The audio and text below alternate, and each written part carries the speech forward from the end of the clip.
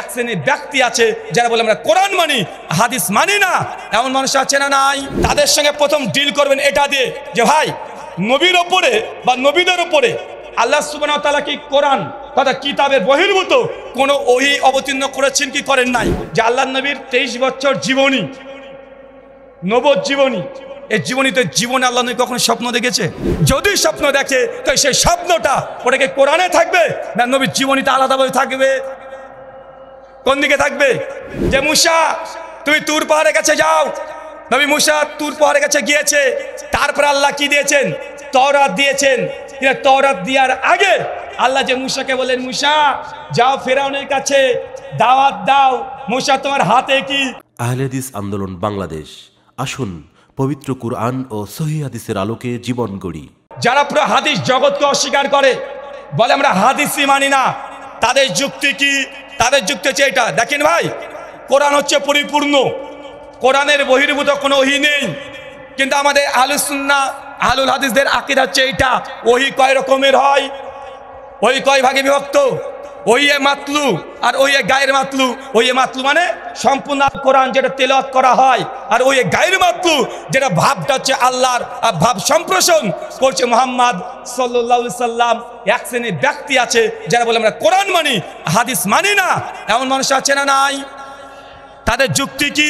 যে কোরআনটা পরিপূর্ণ, আল্লাহ নবীর ওপরে যে গ্রন্থ অবতীর্ণ হচ্ছে কোরআন, হাদিস অবতীর্ণ হয় নাই, অতএব যে গ্রন্থ অবতীর্ণ হচ্ছে সেটা কোরআন, তাই আমরা হাদিস মানি না।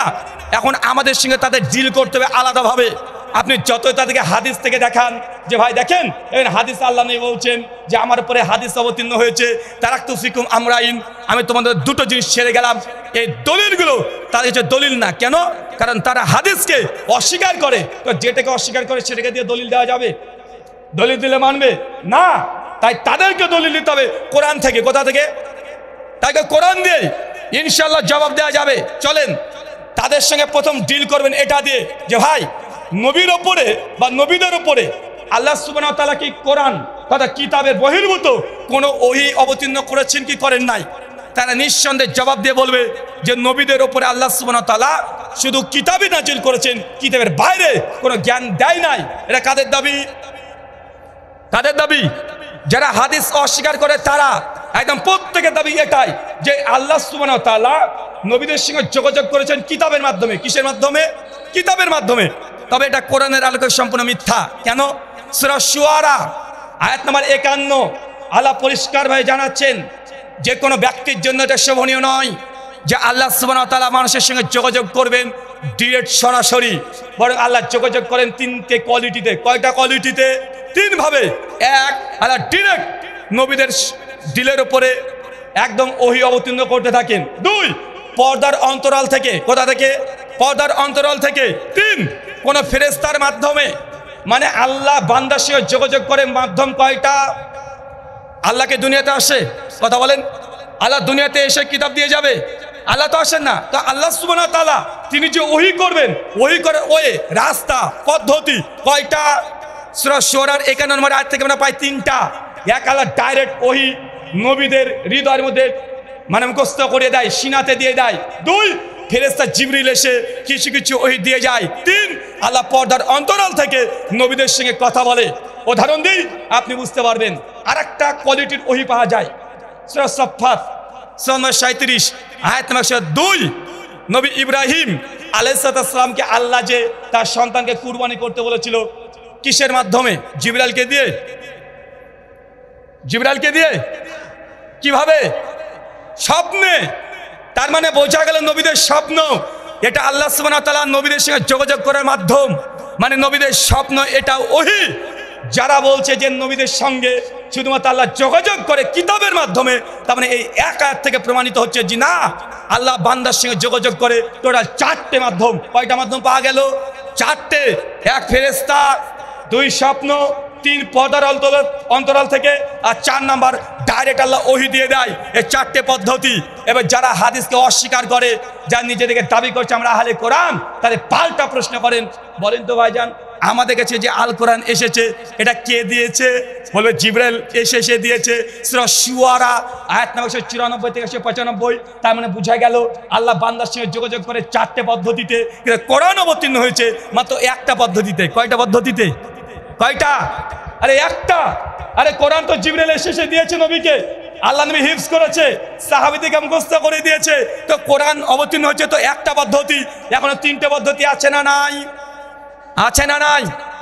পর্দার আড়াল থেকে আল্লাহ ওহী করেন, এটা কোরআনের দাবি।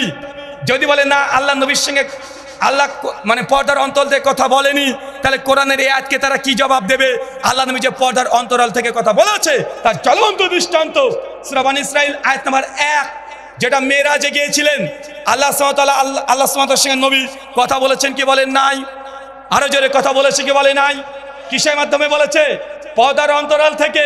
তার মানে কোরআনের এই আয়াত থেকে প্রমাণিত হয় যে আল্লাহ জানিয়েছেন নবীদের সঙ্গে যোগাযোগ করেন পর্দার অন্তরাল থেকে। মেরাজের রাত্রিতে এই ধরনের আল্লাহ নবী ওহী পেয়েছে কি ভাই নাই? ওই যে 50 ওয়াক্ত সালাত আস্তে আস্তে 5 ওয়াক্ত হলো, এটা পর্দার অন্তরাল থেকে ডাইরেক্ট কোরআন মাজিদ আল্লাহ 5 ওয়াক্ত সালাতকে ফরজ করেনি। 3, তাদেরকে প্রশ্ন করেন যে আল্লাহ নবীর 23 বছর জীবনী, নবুয়ত জীবনী, এই জীবনীতে জীবনে আল্লাহ নবী কখনো স্বপ্ন দেখেছে? কথা বলেন। স্বপ্ন দেখা সম্ভব কি সম্ভব নয়? নবী স্বপ্ন দেখেছে কি দেখে নাই? আরে নবীর স্বপ্ন তো দেখবেই, মানুষের ফিতরাত এটা। কেউ যদি বলে যে না 23 বছর জীবনীতে নবী স্বপ্ন দেখে নাই, এটা মানুষের ফিতরাতের বাইরে। আর আমরা কোরআন থেকে জেনে নিয়েছি যে স্বপ্ন হচ্ছে এক প্রকারের ওহী, নবীদের স্বপ্ন হচ্ছে সত্য। নবী ঈসা আলাইহিস সালাম স্বপ্ন দেখেছে, ইব্রাহিম নবী স্বপ্ন দেখেছে, তো আল্লাহ নবী জীবদ্দশা থেকে স্বপ্ন দেখে নাই। যদি স্বপ্ন দেখে তো সেই স্বপ্নটা ওটাকে কোরআনে থাকবে না নবীর জীবনীতে আলাদাভাবে থাকবে? কোন দিকে থাকবে? মানে কথা কি খুব ভারী হচ্ছে আপনাদের জন্য? আগে ওহীটা বোঝেন। কারণ আমাদের দাবি সকল বিধান বাতিল করো, ওহীর বিধান কায়েম করো।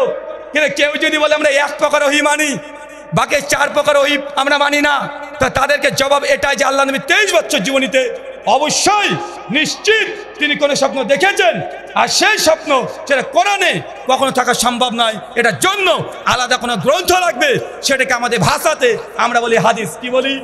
হাদিস। তার মানে বোঝা গেল 4টে পদ্ধতি আল্লাহ নবীর সঙ্গে যোগাযোগ করেছেন। চলেন আরো কিছু প্রমাণ দিই। চাচা, নবী আদমের নাম শুনেছেন? শুনেছেন? কে কে শোনেন না একটু হাত তোলেন। আমার কথা বোঝা যায় না?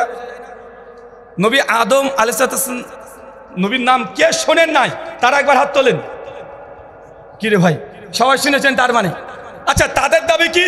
যে আল্লাহ নবীদের সঙ্গে যোগাযোগ করে কিতাবের মাধ্যমে, কিতাবের বহির্ভূত আল্লাহ নবীদের সঙ্গে কন্ট্যাক্ট করে না, ওহী দেয় না। আচ্ছা, নবী আদমের ব্যাপারে সূরা বাকারা 2 আয়াত 30 থেকে 40, সূরা সাদ 70 থেকে 75, সূরা তাহা 115 থেকে 120 নম্বর আয়াত, বিভিন্ন জায়গাতে আল্লাহ কমপক্ষে 50 খানা আয়াত অবতীর্ণ করেছে। আমরা সকলেই জানি আল্লাহ নবী আদম আলাইহিস সালামকে জান্নাত যখন দিয়ে দিলেন, বলেন তুই জান্নাতে যাও, যা মন চায় তাই খাও, পান করো, গাছের কাছে যেও না। এই যে নবী আদমের সঙ্গে আল্লাহ কথা বলেন জান্নাতে, এই কথাগুলো নবী আদমকে কি আল্লাহ কোরআন মানে কোন কিতাবের মাধ্যমে দিয়েছে না ডিরেক্ট বলেছে? বুঝতে পারলেন না মনে হয়? আরে তারপরে তো আল্লাহ বলছে, যেমন নবী আদম সালাম যেমন তুই গাছে গাছে গেলেন, আল্লাহ রাগান্বিত হলেন, তারপরে বললেন তোমরা নেমে যাও, আমি দুনিয়াতে কিতাব পাঠাবো। নবী আদমকে তো আল্লাহ কোনো কিতাব দেয় নাই, কিন্তু আল্লাহ দীর্ঘদিন নবী আদমের সঙ্গে তিনি যোগাযোগ রেখেছেন কি রাখেন নাই? তো এগুলোকে কি বলবেন? এগুলো কিতাব আকারে আল্লাহ দেয় নাই, এগুলো তো আলাদা ওহী। আমরা এই ওহীগুলোকে বলি মূলত নবীদের সঙ্গে আল্লাহ কিতাব বাদ দিয়ে আল্লাহ ডাইরেক্ট যোগাযোগ করতেন। তার মধ্যে একটা আমরা প্রমাণ পেলাম, নবী আদম আলাইহিস সালাম পেয়েছি কি ভাই নাই? 2, নবী মূসা আলাইহিস সালামের নাম শুনেছেন? তাকে তওরাত কখন দেওয়া হয়েছে? মূসা নবী তওরাত কখন পেয়েছে? সূরা আয়াত 14 থেকে 64 পর্যন্ত আয়াত ডিটেল পড়তে থাকেন। মূসা আলাইহিস সালামকে আল্লাহ তওরাত দিয়েছে যখন ফেরাউনকে পানিতে চুবিয়ে ডুবিয়ে মেরে দিয়েছে। তারপরে আল্লাহ বললেন যে মূসা তুমি তুর পাহাড়ের কাছে যাও। নবী মূসা তুর পাহাড়ের কাছে গিয়েছে। তারপরে আল্লাহ কি দিয়েছেন? তওরাত দিয়েছেন। কিন্তু তওরাত দেওয়ার আগে আল্লাহ যে মুসাকে বলেন, মুসা যাও ফেরাউনের কাছে দাওয়াত দাও, মুসা তোমার হাতে কি, এই যত ঘটনা এটা আল্লাহ ডাইরেক্ট নবী মুসার সঙ্গে কথা বলেছে কিতাবের বাইরে। তার মানে বুঝতে পারলাম কিতাবের বাইরেও নবীদের সঙ্গে আল্লাহ ডাইরেক্ট ওই করতেন কি করতেন না। তার মানে আমি এতটুকু বোঝানো আপনাকে চেষ্টা করলাম, পৃথিবীতে এমন কোনো নবী রাসূল নেই যাদের সঙ্গে আল্লাহ ডাইরেক্ট কথা বলেনি বা ওহী করেনি। যে কোনো মাধ্যমে আল্লাহ ওহী করে জানিয়ে দিয়েছেন, কিন্তু কিতাব এসেছে অনেক পরে।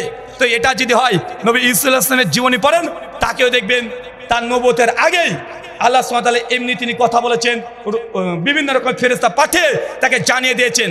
সূরা সাফফাত পড়েন 102 নম্বর আয়াত, ইসহাক আলাইহিস সালাম যে দুনিয়াতে জন্মগ্রহণ করবে এটা নবী ইব্রাহিমকে কে জানিয়েছে?